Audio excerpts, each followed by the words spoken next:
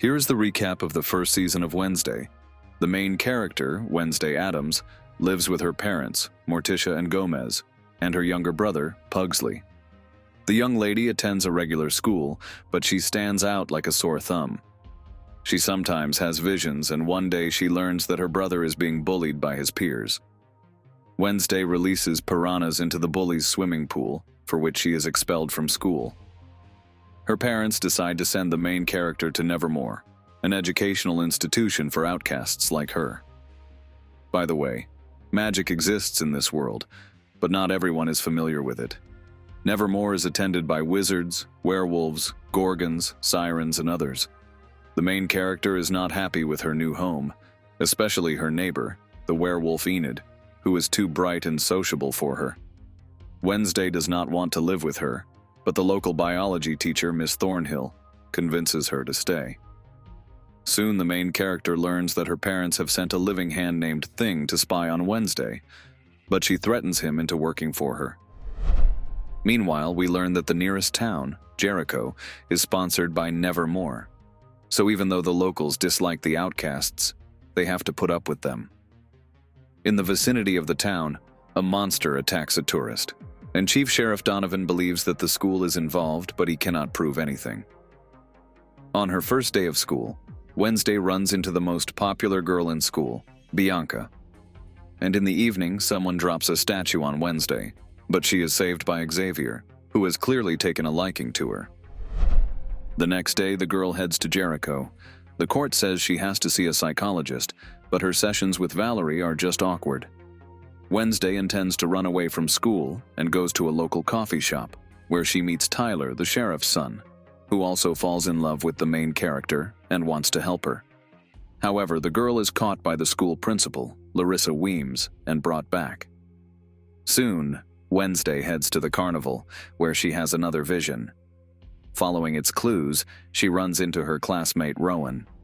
The guy tries to kill her, saying that the main character will cause their school to be destroyed and he just wants to prevent that. His mother made this prediction many years ago, and there is evidence to support it. It was Rowan who recently knocked the statue onto her. Suddenly, the monster appears and kills the boy, but leaves Wednesday unharmed. The police arrive but find no body, and soon Rowan returns to school as if nothing had happened. However, he is expelled, and the boy leaves.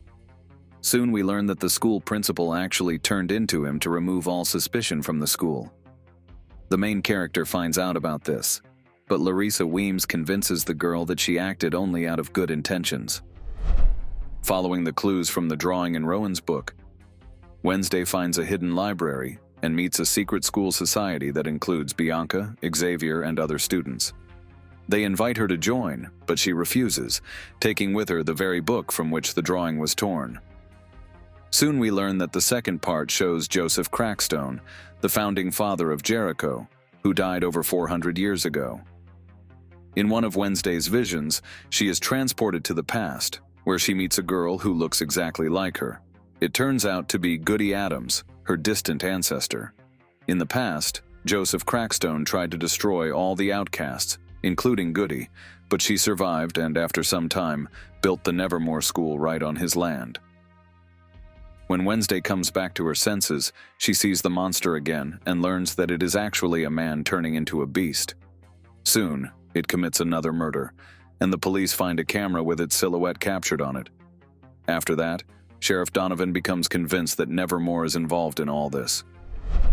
Wednesday continues her investigation and, having broken into the morgue, learns that the monster takes a part of each victim's body.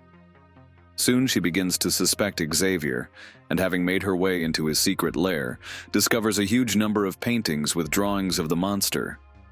Xavier has the gift of prophecy, and according to him, he constantly sees this monster in his dreams. In one of the paintings, the main character sees a remarkable cave and, with the help of her new friend Eugene, finds it. There she takes the monster's nail and asks the sheriff to compare it with Xavier's DNA. But soon we learn that there is no match. Wednesday is going to track down the monster, but she has to go to the school prom. Eugene goes alone and witnesses someone destroying the cave, and then the monster attacks him. The main character has another vision. She runs to help her friend and manages to save him, but he falls into a coma. The parents of the students arrive at the school for the holidays, and the entire Addams family visits the main character. Wednesday learns that her father and mother also studied at Nevermore.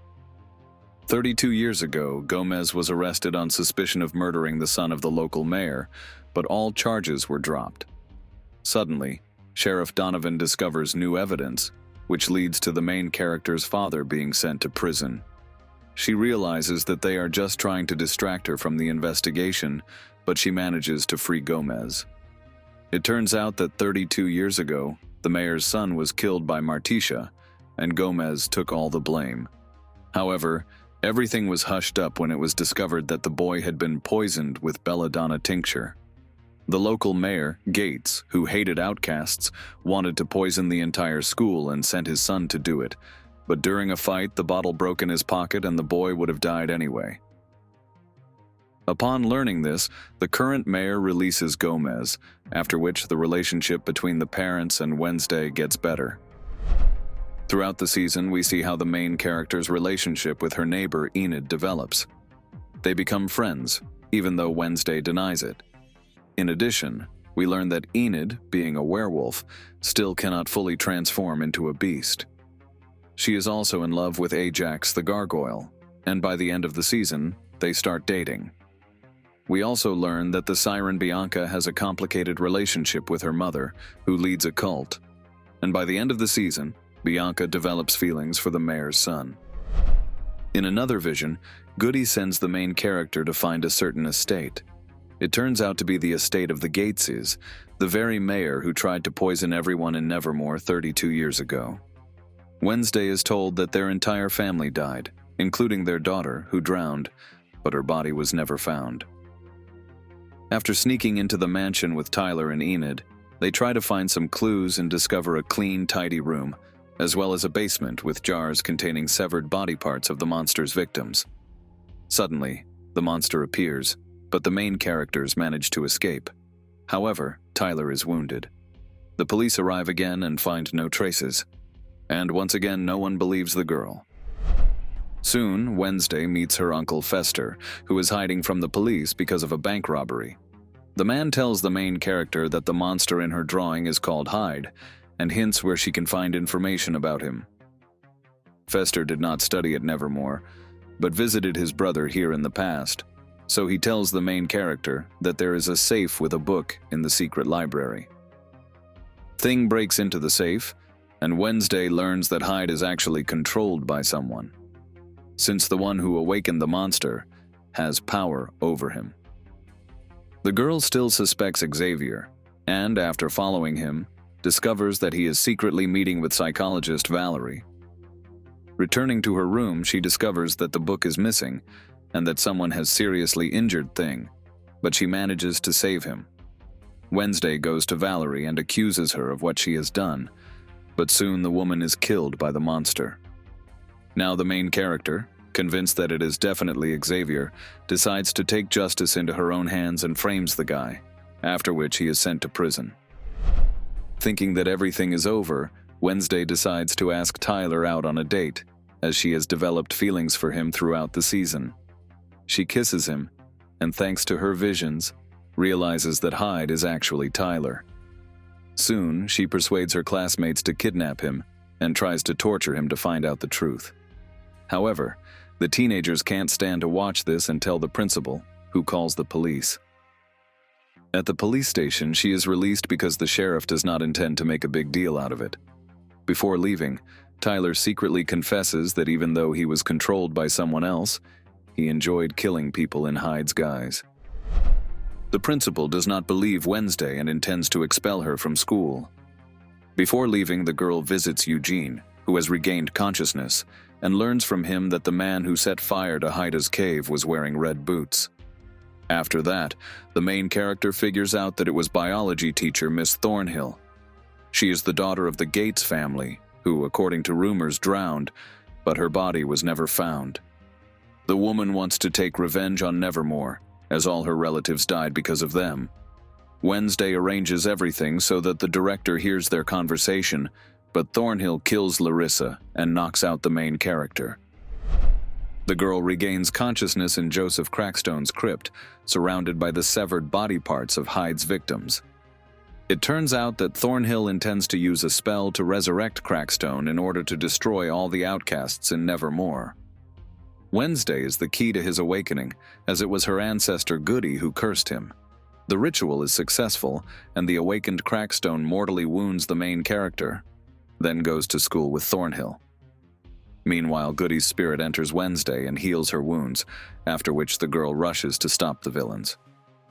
On the way, she is attacked by Hyde, but is saved by Enid, who has finally completely transformed into a wolf. During the fight, the sheriff appears and shoots the monster. It turns into a human, and the man realizes that the monster was actually his son Tyler. Wednesday arrives at school and battles Crackstone. Bianca assists her, and the main character defeats the villain.